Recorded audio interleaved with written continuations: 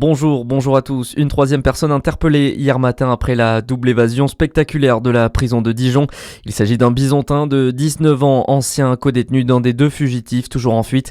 Il a été arrêté lors d'une mission du raid puis placé en garde à vue pour complicité d'évasion en bande organisée et association de malfaiteurs. Pour rappel, l'un des deux évadés a été interpellé vendredi sur la terrasse d'un café. Une femme a également été arrêtée pour complicité. L'enquête se poursuit tandis que Yannick T, âgé de 19 ans, est toujours introuvable. 3 blessés après un accident de la route en Saône-et-Loire aux alentours de 14h30 ce dimanche. 2 voitures se sont violemment percutées à Neuvy-Grandchamp sur la CD60. Une quinzaine de sapeurs-pompiers ainsi qu'un hélicoptère du SMUR ont été mobilisés pour secourir les victimes. Une femme de 70 ans a été grièvement blessée. Une autre femme âgée de 30 ans et sa fille de 4 ans ont également été légèrement blessées. Le ministre des PME, du Commerce et de l'Artisanat, Serge Papin, était en déplacement dans le Jura la semaine dernière pour une visite du site Smoby, numéro 1 du jouet en France. Une étape symbolique pour mettre en avant la filière du jouet français et les efforts engagés pour maintenir une production locale et accessible. Dans ce contexte, le ministre a tenu à rappeler les enjeux qui entourent le développement du Made in France.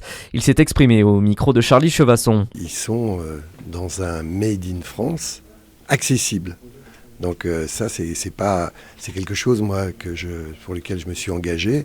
Donc j'ai ici un exemple très concret et à un moment où on s'approche des fêtes de Noël, donc c'est tout un symbole. Il faut que les entreprises françaises, en particulier les PME, réduisent ou du moins aient accès à des coûts de production qui permettent l'accessibilité. Donc ça, ce qu'on appelle les CAPEX dans notre jargon, c'est-à-dire la capacité d'investissement, la modernité des outils, c'est très important. Et l'entreprise Smoby qui compte près de 350 salariés dans le Jura, dont 140 à Arinthod.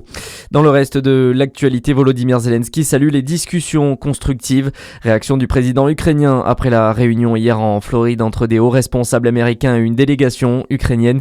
De son côté, Donald Trump considère qu'il y a de bonnes chances pour un accord de paix entre la Russie et l'Ukraine. C'est une mesure pour réparer une injustice énorme pour Emmanuel Macron. À partir d'aujourd'hui, tous les types de fauteuils roulants sont intégralement pris en charge par la sécurité sociale sans reste à charge pour l'assurer.